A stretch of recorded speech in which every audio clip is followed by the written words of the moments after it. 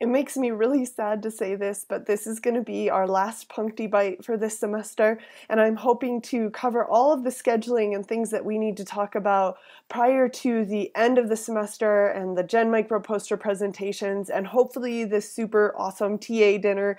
So let's jump right in, and I want to start by something that I got to do this weekend. On Saturday, I went with several of you, Sarah and Kyle and Bo, to the regional ASM conference where we got to hear a keynote speaker on the Human Microbiome project. And so I wanted to direct everybody to the Human Microbiome website and just make a very quick plug for this awesomest of projects.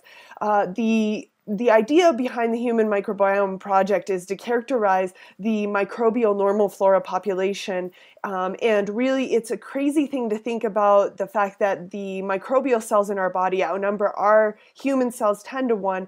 And so in many ways, they constitute the most unknown organ of our body. And we're really finding out how much they contribute to our health, ranging all the way from being protective and protecting us against invasion as we've known for a very long time, but to understanding how they impact our immune function, about allergy development, nitrous oxide production, signaling in our body, nutrient levels. So much is affected by this very unknown of organs of our normal flora populations. And it was amazing to hear about the projects that are going on, just super enlightening. And the students who came with me, we had an awesome time, and I'll have them talk to you about what they came home with. They won a little bit of a prize in the Micro Bowl knowledge survey, so it was pretty cool to come home with a little bit of a dubious honor, shall we say.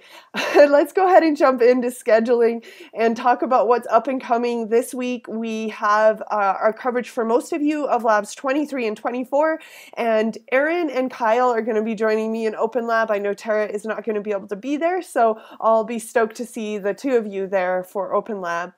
Also, T and Eli are going to be going on to Lab 25, and you'll be working through the beginning of the food microbiology that most of us will be covering next week. So Lab 25 and 26 are covered in a single TA guideline, so I'm going to make it my goal to cover all of those in one fell swoop here in this last Puncty Bite. But that means that we have a lot of future scheduling to think about and talk about. That is to say that the last open lab, well, I should say the second to last open lab will be covered by Bo and Jesse, and our final open lab by T and Elia. Now, I don't know how many people will be attending that final open lab, but I guarantee there will be some people that still need to make up lab even after that second practical exam is completed.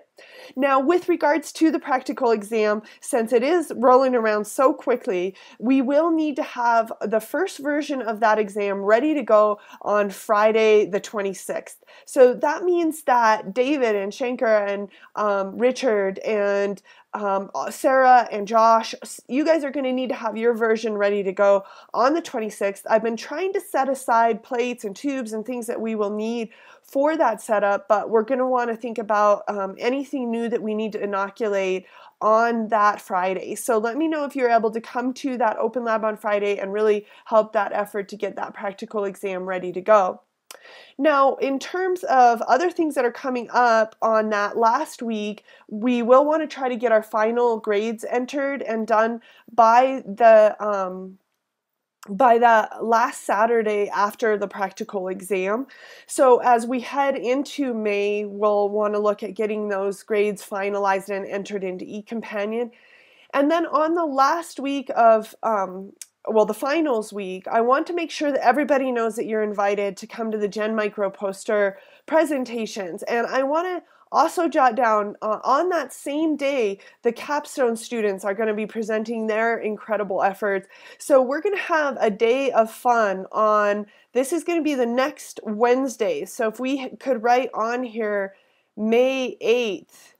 Is the Wednesday of finals week, and over in the foyer of the AB building, so where we normally have the poster presentations, we'll begin with the capstone posters at 8:30 or 9 in the morning.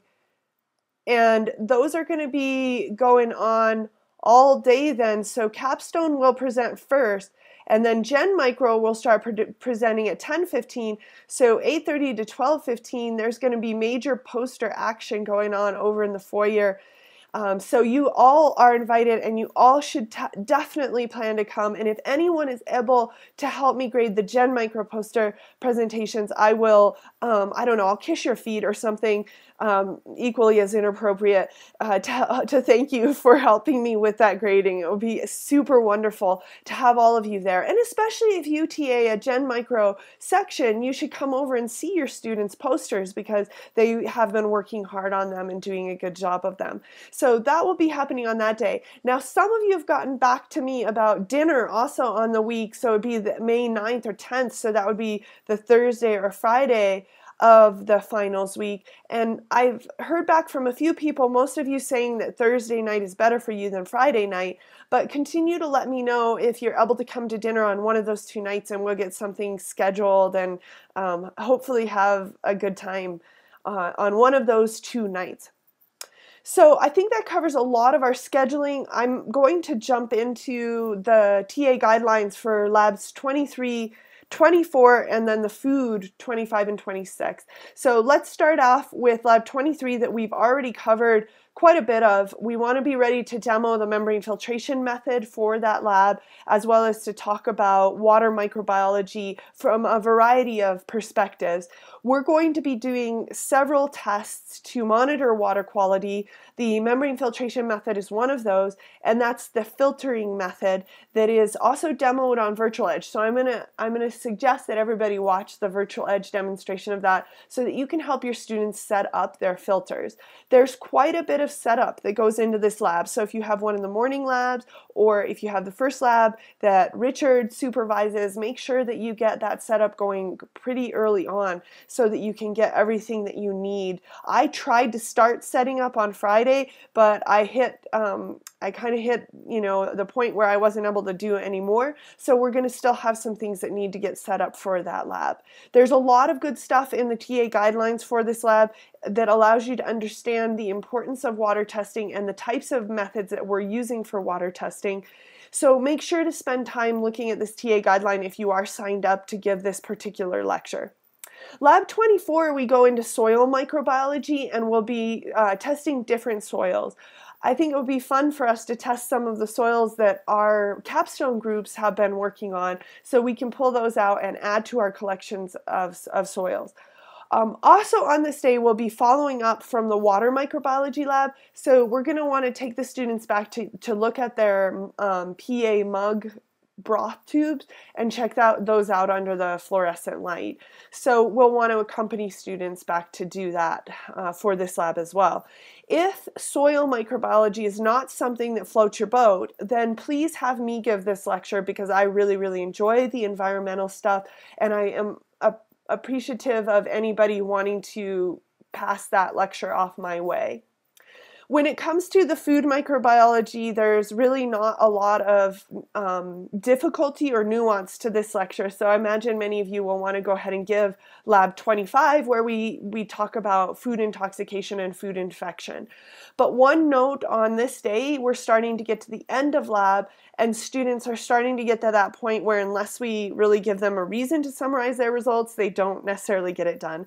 So let's make sure that we get the data tables from lab 24 put on the board, and that we're really encouraging students to get these results summarized. Otherwise, they generally tend not to get finished off.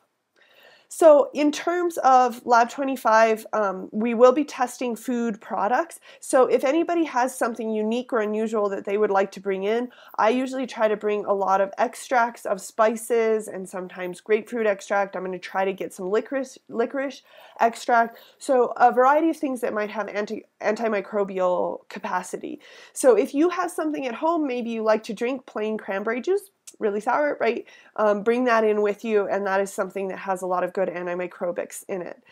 So a lot of logistics here in the food microbiology lab. We'll also be testing the Snyder's test, so testing spit to see who has a propensity towards cavities. That is an optional activity, particularly for those students who have a little bit of a gag reflex when it comes to testing saliva. We don't want anybody throwing up in the lab, at least not for those particular reasons. Well, really not for any reason. But in any case, don't force anybody to that activity unless they want to get it done. I think that covers most of what I need to say as far as labs 23 through 25. Lab 26 is usually a lecture that I give on yogurt, and for that reason, I don't have extensive TA guidelines, but if you decide you're really jazzed on yogurt and you want to give this lecture, please let me know and I'll give you some additional information and go through the lecture with you to give you some things to talk about. There's quite a bit in the lecture itself, so it may be sustainable that way, but again, I'm happy to give this lecture because I usually do. All right, I think that covers everything, and I'm super excited to see you all this week and to get jumped back into our coverage of applied and environmental microbiology. So get jazzed, and I'll see you soon.